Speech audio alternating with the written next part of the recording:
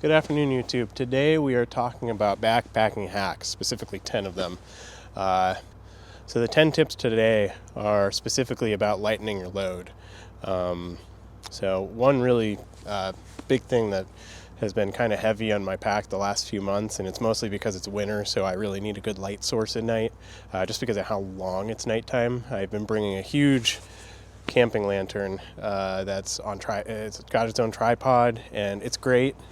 For future upcoming months, especially summer months when there's not as much nighttime, to save weight, I'm going to bring this instead. So obviously I already got my headlamp every time, but using a water bottle as a lantern works great. First fill it with water, of course, then all you got to do is kind of take your strap of your headlamp, cinch it on down, and then and then just flip it, and then just flip it in on itself like so. And now if you turn on the light, this actually is a really bright lantern. This is more than enough for nighttime recording if you're trying to record videos like I am. It's nowhere near as bright and crazy as that big camping thing I bring lately. However, when I'm trying to save weight and I just need to get some clips at night, it's not going to be something I keep on all night, obviously. This is more than enough, and I highly recommend doing this instead of bringing a big light when you don't need it. So one other thing that I've been guilty of in the past is not field stripping my food. So tip number 2 is to field strip your food. And what that means is, that's actually a term when I was in the Marines that we used for field stripping MREs, basically taking out anything you don't need to save yourself some weight. So if the packaging for whatever you're using comes in like a big cardboard box and there's a little bag inside of it, get rid of the box. If it's a bigger package of like chips or so, there's a ton of air in there. That's not going to save you weight to get rid of that, but just open it up, crumble it on down, crush up the chips, then you can just eat them with a spoon or dump them in your mouth. That saves you from having to use your dirty fingers anyway. Only bring the portion of food you need as well. Like if you have a whole stick of summer sausage and a whole block of cheese, you don't need all that, especially if it's over like an overnighter or 2-night. What I would recommend is just cut like 2 portions out, or however many portions you're calculating into your diet for that day or two, or however long, and bring that. The amount of weight you will save by not bringing the entire amount that you're probably not even going to eat is absolutely enormous in some cases. In cheese, for example, if you cut out half the block, that is 1/4 pound of cheese that you did not bring. In summer sausage, half of one of those, that's even more than that. So field strip your food. Tip number 3 doesn't really have to do with lightening your weight.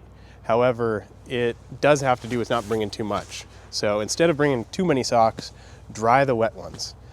So if you have a damp pair of socks from hiking that day and you switched into your dry ones, take your damp ones, put them inside of one of your layers on your chest, and then usually by the end of the night or by morning, they will be perfectly dry. If they're completely soaked, obviously wring them out first. You're not going to be able to dry that much, but just saving that water weight and also saving not bringing too many pairs is going to save you a ton of weight. For camp shoes, I've seen people bring Crocs, I've seen people bring flip-flops, I've seen a lot of different options. There are some extremely ultralight options, and I am not saying don't bring those because they are pretty awesome. But one really great ultralight way to have camp shoes without bringing any is to take your trail runners from the day, take the insole out of it, and then just loosen the laces and wear the trail runners without the insole like that, and your feet will have room to breathe, and it will also help dry your shoes as well. So tip number 5, alcohol is heavy. Liquor is lighter than beer. And on top of that, instead of bringing a normal flask, bring a plastic flask. The plastic ones are extremely light. They weigh basically nothing. And you can get them at almost any gas station. So when this is gone, for example, I will simply refill it with whatever I'm going to bring. Sure, if I'm not going on a super far hike or something, I'm going to bring a beer or something. But this makes a lot more sense if you're trying to save weight. Tip number 6, water is heavy.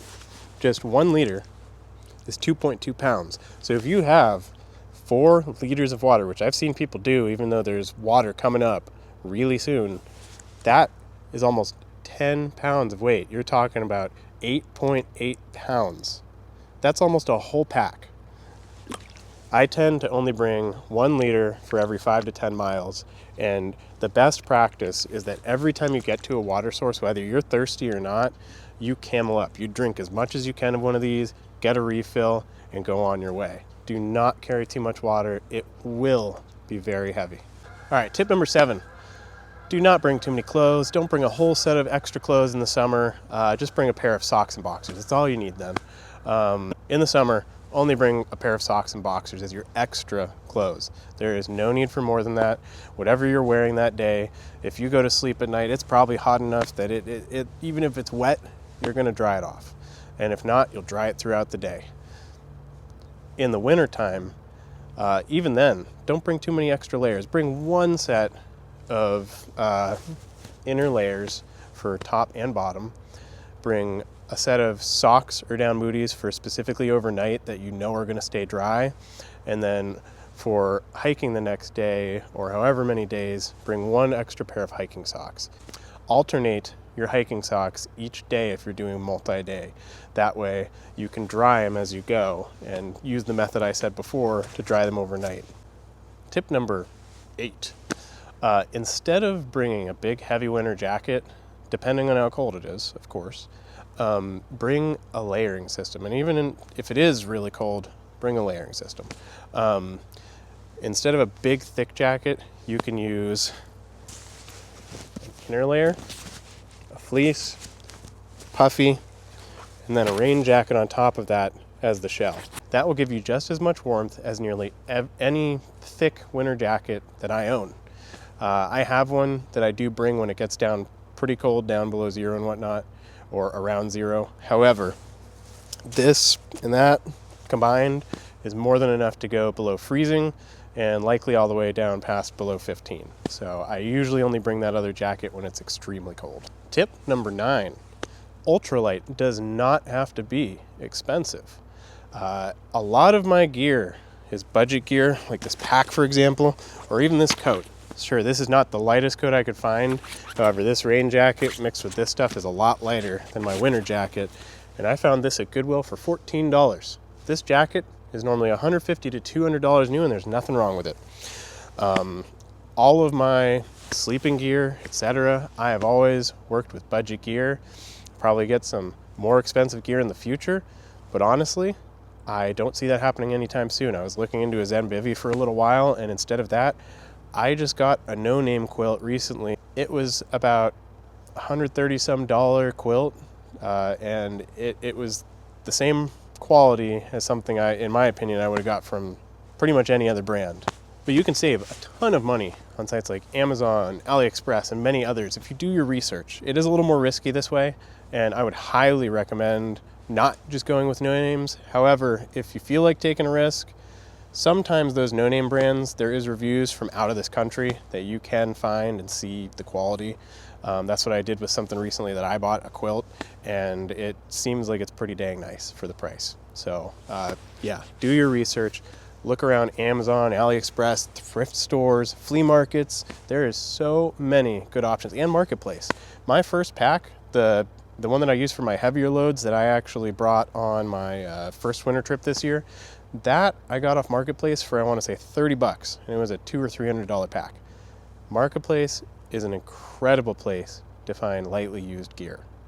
So, ultralight does not mean expensive.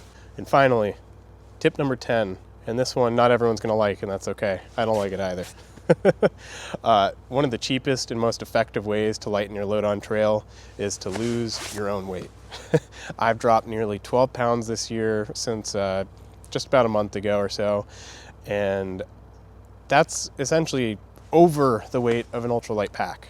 It's not the most fun way to lose weight in your pack, but long term, it's going to both help your health, it's going to help you on trail, and it's going to help you sleep better too, which is great.